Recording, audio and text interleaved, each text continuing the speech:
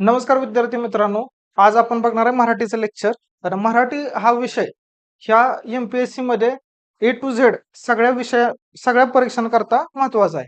तर आपण मराठीचा बेसिक पासून आपण सुरू करूया. तर मराठीचा पहिला टॉपिक आहे भाषा विकास आणि संकल्पना. आपल्याला भाषाचा कसा विकास होत गेला किंवा भाषा म्हणजे नेमकं काय आहे, त्याच्यामध्ये कुणाकुणाचं योगदान आहे आणि कशी कशी भर पडत गेली हे माहीत असणं सगळ्यात महत्वाचं आहे. तर ह्याच्याशिवाय आपल्याला मराठीचं व्याकरण शिकणं निरर्थक आहे. तर त्याच्यामुळे आपण पहिल्यांदा भाषेचा विकास कसा होत गेला, भाषा नेमकी काय आहे, त्याच्यात कुणाचं योगदान आहे हे आपण पहिल्यांदा बघूयात. तर सगळ्यात पहिल्यांदा बघूया भाषेचं कौशल्य. भाषेचं कौशल्य, आता भाषेचे कौशल्य काय आहेत? सगळ्यात पहिल्यांदा भाषा तयार झाली असेल, त्याच्यानंतरच काय असणार आहे? भाषेचे कौशल्य असणार आहे. तर भाषेचे कौशल्य म्हणजे काय? एखादं लहान मूल जन्माला आल्यानंतर ते भाषा त्याच्यावर काय इफेक्ट करते, ती काय झाले भाषेचे कौशल्य. तर काय काय इफेक्ट करते रे? सगळ्यात पहिल्यांदा मूल जन्माला येतं, त्याच्यानंतर ते शांत असतं, त्याचं फक्त काम असतं ऐकणं. पहिलं काम काय असतं? ऐकणं. ऐकण्यालाच आपण काय म्हणतो? श्रवण. कोणती प्रोसेस आहे? तर पहिल्यांदा श्रवण. ओके. दुसरं, थोडंसं बाळ मोठं झाल्यानंतर ते काय करतं? माणसांशी गप्पा हाणायला लागतं. ओके. माणसाशी गप्पा हाणणं म्हणजे त त प प करतं म्हणजेच काय करतं? ते कन्व्हर्सेशन करतं. कन्व्हर्सेशन म्हणजेच काय? संभाषण. ते काय करतं? संभाषण. पहिली प्रोसेस काय? श्रवण करणं. दुसरी प्रोसेस काय? तर ते संभाषण करतं. आणि तिसऱ्यांदा काय करतं रे बाळ? थोडं सगळं त्याला असं वाटतं की मी राजा आहे घरातला, बरोबर? तर राजा आहे म्हणून काय? बाकीचे सगळे प्रजा. तर मी एकटा बोलणार, बाकी सगळ्यांनी ऐकायचं. ते काय झालं? भाषण. काय झालं? भाषण. बोलणारा एक, ऐकणारे भरपूर. ते झालं भाषण. संभाषण म्हणजे वन टू वन कन्व्हर्सेशन. त्याला काय म्हणायचं? संभाषण. पहिलं श्रवण, दुसरं संभाषण, परत भाषण. आणि त्याच्यानंतर थोडं मोठं झाल्यानंतर आपण काय करतो? त्याला शाळेत पाठवून काय शिकवतात त्याला? एक तर वाचन आणि दुसरं लेखन. काय शिकवतात त्याला? वाचन आणि लेखन. हे ट्रिक म्हणून लक्षात ठेवा. एक लहान मूल जन्माला आल्यानंतर भाषा त्याच्या जीवनामध्ये कसा प्रवेश करते आणि कुठल्या वेगवेगळ्या प्रकारे प्रवेश करते. म्हणजे भाषेची कौशल्य आता कोणते बघितले आपण? सगळ्यात पहिल्यांदा श्रवण, दुसरं बाळ बोलतं ते संभाषण, परत भाषण, परत वाचन आणि लेखन. असे भाषेचे कौशल्य किती आहेत? 5. ओके. तर आता पुढे बघूयात. आता भाषा, बरोबर. भाषेला आपलं संविधान तयार झालं, बरोबर. 1950 साली आपलं संविधान तयार झालं. मग संविधान तयार झाल्यानंतर भाषेला पण कुठेतरी स्थान दिलं असेल, बरोबर. तर ते भाषेला स्थान दिलंय परिशिष्ट 8 मध्ये. किती? परिशिष्ट 8 मध्ये आपण काय दिलंय? भाषेला स्थान दिलंय. तर परिशिष्ट 8 मध्ये किती भाषा आहेत? परिशिष्ट 8 मध्ये किती भाषा आहेत? तर 1950 साली म्हणजे सुरुवातीला परिशिष्ट 8 मध्ये 14 भाषा होत्या. किती भाषा होत्या? 14 भाषा होत्या. ओके. मग सध्या साहजिकच बदल झाले असणार, बरोबर. तर सुरुवातीला 14 भाषांना स्थान दिलं आणि त्याच्यानंतर आता किती भाषा आहेत? आता 22 भाषा आहेत, बरोबर. सुरुवातीला 14 भाषा, कुठल्या ह्याच्यात भाग दिला? परिशिष्टामध्ये त्याला समाविष्ट करून घेतलं 8वं परिशिष्ट. 8व्या परिशिष्टात किती भाषा? 14. 14 अधिक 8 निघतात सध्याच्या भाषा. 14 अधिक 8 किती निघतात? सध्याच्या भाषा किती आहेत? 22 भाषा. ज्यावेळेला संविधान सुरू झालं त्यावेळेला भाषा किती होत्या? तर भाषा होत्या 14 आणि आता भाषा आहेत 22. तर भाषा ऍड झाल्या असणार, बरोबर. जर भाषा ऍड झाल्या म्हणजे संविधानामध्ये बदल झाला, म्हणजे कुठल्या तरी घटना दुरुस्ती कराव्या लागल्या असणार. मग कोणत्या घटना दुरुस्ती कराव्या लागल्या? तर 3 घटना दुरुस्ती आतापर्यंत झाल्या. म्हणजे 3 घटना दुरुस्तीमध्ये किती भाषा ऍड झाल्या? 8 भाषा ऍड झाल्या. तर त्यातली सगळ्यात पहिली घटना दुरुस्ती आहे ती 21वी घटना दुरुस्ती. सगळ्यात पहिली घटना दुरुस्ती कुठली? 21वी घटना दुरुस्ती. त्याच्याने एक भाषा ऍड झाली. किती भाषा ऍड झाल्या? एक भाषा ऍड झाली. दुसरी घटना दुरुस्ती आहे ती 71वी घटना दुरुस्ती. पहिली 21वी, दुसरी 71वी. त्याच्यात किती भाषा ऍड झाल्या? 3 भाषा ऍड झाल्या. आणि तिसरी 92वी घटना दुरुस्ती, त्याने 4 भाषा ऍड झाल्या. किती भाषा ऍड झाल्या? 4 भाषा. ठीक आहे. तर पहिली भाषा 21व्या घटना दुरुस्तीने झाली. 21व्या घटना दुरुस्तीने पहिली भाषा कोणती भाषा ऍड झाली? तर ती झाली सिंधी भाषा. कोणती भाषा? सिंधी भाषा ऍड झाली 21व्या घटना दुरुस्तीने. त्याच्यानंतर 71व्या घटना. आता मला सांगा 21 आणि 71 ह्याच्यामध्ये फरक कितीचा आहे रे? 71 वजा 21 कितीचा फरक आहे? 50चा फरक आहे. म्हणजे 21 मध्ये 50 मिसळवायचं. त्याच्यानंतर येते 71वी, म्हणजे पहिली घटना दुरुस्ती झाली 21वी. त्याने कोणती भाषा ऍड झाली? तर सिंधी भाषा ऍड झाली. त्याच्यानंतर 50 ऍड करायचं म्हणजे आली 71. 71व्या घटना दुरुस्तीने 3 भाषा ऍड झाल्या. कुठल्या 3 भाषा ऍड झाल्या. त्या कोणत्या आहेत तर लक्षात ठेवा कोमन. Okay common. आता को म्हणजे कोण रे कोकणी. पहिली भाषा कोणती आहे? कोकणी. ओके दुसरी कोणती आहे रे म वरून मणिपुरी. कोणती मणिपुरी. आणि तिसरी न वरून कोणते नेपाळी. कुठले नेपाळी. 3 भाषा ऍड झाल्या 71व्या 21व्याने एक भाषा ती म्हणजे सिंधी भाषा 71 म्हणजे 21 अधिक 50 काय झालं 71 झालं. 71 ने 3 भाषा ऍड झाल्या. त्या भाषा कोणत्या आहेत कोमन कोकणी मणिपुरी नेपाळी. आता 92व्या घटना दुरुस्तीने किती भाषा झाल्या 4 भाषा ऍड झाल्या. तर आपण एमबीबीएस म्हणतो ना तर एमबीडीएस करा फक्त. काय करा एमबीडीएस करा. आता यम वरून कोणती रे ओके यम वरून कोणती आता हिथं म वरून मणिपूर आहे. को मन आपण लक्षात ठेवलं. हिथं यम वरून कोणते तर ती आहे मैथिली. कोणती मैथिली. बी वरून कोणती रे बोडो. बोडो. ड वरून कोणते रे डोंगरी. आणि स वरून कोणते संथाळी. 4 भाषा ऍड झाल्या. कुठल्या बोडो डोंगरी मैथिली आणि संथाळी. बोडो डोंगरी मैथिली आणि संथाळी. म्हणजे पहिली घटना दुरुस्ती 21वी त्याच्यात 50 ऍड केल्यानंतर काय होतं 71 येतं 71 घटना दुरुस्ती. मग 92 कशी लक्षात ठेवायचे रे तर लक्षात घ्या 21 आणि ही 71. 21 अधिक 71 किती होतं रे 92. सोपं आहे काहीच अवघड नाही. पहिली 21 फक्त लक्षात ठेवा 21 मध्ये 50 ऍड करा ठीक आहे. आणि परत 50 ऍड केल्यानंतर 71 झालं आणि ती 71 आणि 21 ही मिळून किती झाली 92 आणि 92 घटना दुरुस्तीने काय तयार झालं एमबीडीएस. एमबीबीएस नाही एमबीडीएस. म्हणजे त्याच्यात कोणतं आलं मैथिली संताळी बोडो आणि डोगरी ह्या 4 भाषा आल्या. 71 मध्ये कोणत्या 3 भाषा आल्या. कोणत्या आल्या कोमन. को वरून कुठली कोकणी म वरून मणिपुरी न वरून नेपाळी. ठीक आहे. ओके परिशिष्ट 8 मध्ये भाषेचा दर्जा दिला म्हणजे अशा परिशिष्ट भरपूर असणार आहेत. मग अशा परिशिष्ट किती आहेत संविधानामध्ये. संविधानामध्ये परिशिष्ट एकूण 12. ठीक आहे. संविधानामध्ये काय काय आहे भाग आहेत कलम आहेत परिशिष्ट आहेत बरोबर. भाग परत कलम आणि परत परिशिष्ट. तशी एकूण परिशिष्ट किती आहेत 12 परिशिष्ट. तर आता मराठीमध्येच आपण परिशिष्ट म्हणजे पॉलिटीचा टॉपिक आपण इथंच उरकून टाकूया. ठीक आहे म्हणजे असं काय आयोग म्हणत नाही मराठी करताय तर फक्त मराठीचाच अभ्यास करा. जर आलाय रिलेव्हन्स तर आपण त्याचा पण अभ्यास उरकून टाकायचा. ठीक आहे. तर परिशिष्ट किती आहेत 12 आहेत. मग 12 परिशिष्ट कोणते आहेत तर पहिलं परिशिष्ट कोणतं आहे ज्या वेळेला परिशिष्टाच सुरुवात होतीये तर कशापासून झाले असणार राज्य आणि केंद्रशासित प्रदेशांची नावं. भारताच्या नकाशामध्ये काय इन्क्लूड आहे ह्याचं पहिलं परिशिष्ट असणार. मग काय इन्क्लूड आहे तर सगळ्यात पहिल्यांदा नकाशामध्ये आहे राज्य आणि केंद्रशासित प्रदेश. बरोबर राज्य आणि केंद्रशासित प्रदेश. 2 नंबर काय असणार आहे 2 नंबरला असणार 2 नंबरी काम. 2 नंबरी काम काय आहे म्हणजे 2 नंबरीचं वेतन. ओके लक्षात ठेवायसाठी फक्त सांगतोय 2 नंबरी वेतन. बरोबर 2 नंबरला 2 नंबरी वेतन. 3 नंबरला काय रे शपथ. बरोबर 3 नंबरला शपथ. असं लक्षात ठेवा शपथ आपण 3 जणांची देतो आई वडील आणि घे स्वतःची शपथ तसं 3 3 काय 3ला काय शपथ 2ला काय 2 नंबरी काम. 2 नंबरी काम म्हणजे काय वेतन. ठीक आहे म्हणजे पैशाच्या संबंधित आहे. 2 नंबर हा कशाचा संबंधित पैशाच्या संबंधित. सेम इथं वेतन असणार आहे. 1 नंबरला आपण प्रेफरन्स देणार आहे ते आपल्या देशाला देणार आहे. मग देशात काय राज्य आणि केंद्रशासित प्रदेश. 2 नंबरला 2 नंबरी काम म्हणजे पैशाचा काहीतरी विषय असणार म्हणजेच तिथं आलं वेतन. 3 नंबरला 3 जणांच्या शपथ घेतोय आपण. 4 नंबरला असणार आहे राज्यसभेतील जागा वाटप. जागा वाटप कशातले रे लोकसभेतले का नाही कशातले राज्यसभेतले. राज्यसभा हिचा शब्द महत्वाचा आहे. राज्यसभा राज्यसभेतील जागांचे जागा वाटप. कुठल्या राज्याला किती जागा कुठल्या केंद्रशासित प्रदेशाला किती जागा किंवा काय काय केंद्रशासित प्रदेशाला जागाच नाहीत म्हणजे ह्या दृष्टीने जी संख्या आहे ती सगळी परिशिष्ट 4 मध्ये. ठीक आहे. 5वं परिशिष्ट 5वं परिशिष्ट काय रे ही भारतातील आदिवासी क्षेत्र. संपूर्ण भारतातील आदिवासी क्षेत्र ही कुठल्या परिशिष्टात येतं 5व्या परिशिष्ट. 5व्या परिशिष्टामध्ये काय येतं भारतातील आदिवासी क्षेत्र. ठीक आहे.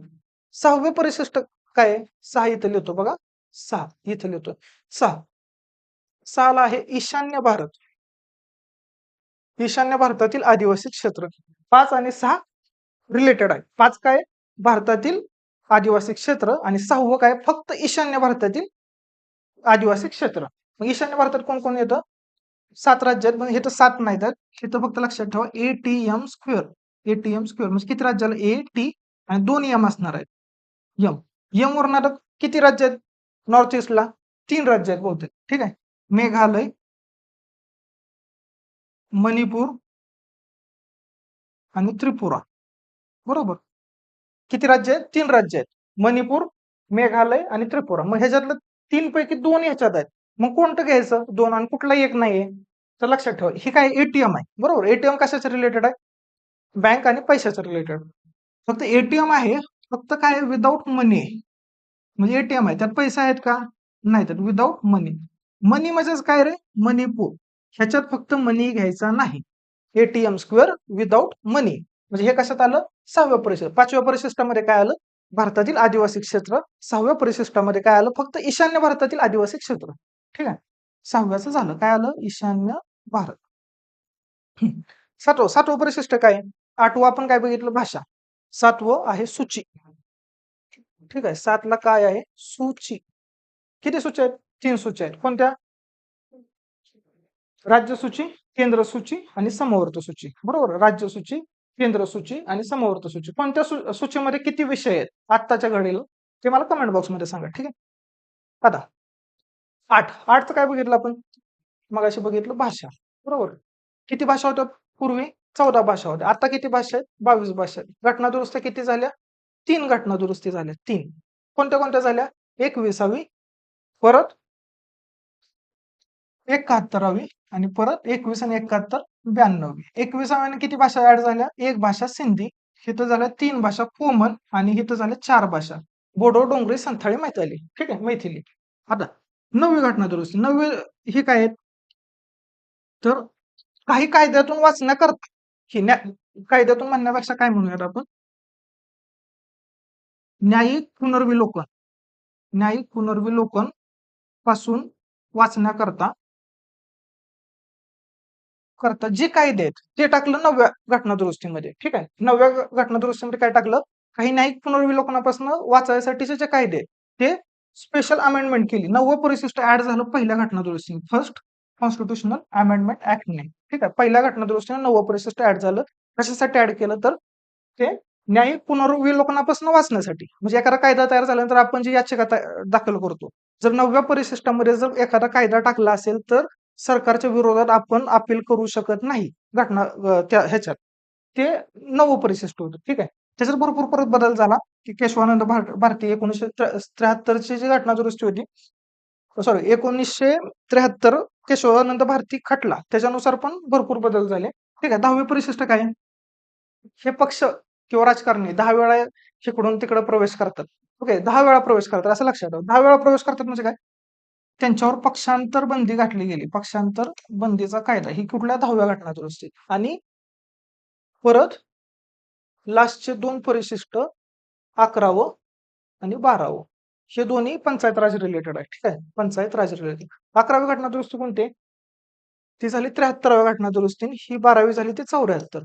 ही जी आहे ती ग्रामीण पंचायत राज संबंधित आणि ही आहे ती शहरी. बरोबर. ह्याच्यात विषय किती आहेत? ओके. ठीक आहे. विषय तुम्ही मला कमेंट बॉक्समध्ये सांगा. ठीक आहे. आता पुढे जाऊन बघूयात मराठीमध्ये. मराठीमध्ये कोणी कोणी योगदान दिलं हे आपण बघतो. ठीक आहे. तर सगळ्यात पहिल्यांदा मराठीत जे योगदान दिलं ते म्हणजे मराठी व्याकरणाचं जे पुस्तक लिहिलं ते कोणी लिहिलं? तर विल्यम कॅरेने लिहिलं. म्हणजे एक ब्रिटिश माणूस त्याने आपलं मराठी भाषेचं व्याकरण सगळ्यात पहिल्यांदा लिहिलं. ही शोकांतिका आहे. ठीक आहे.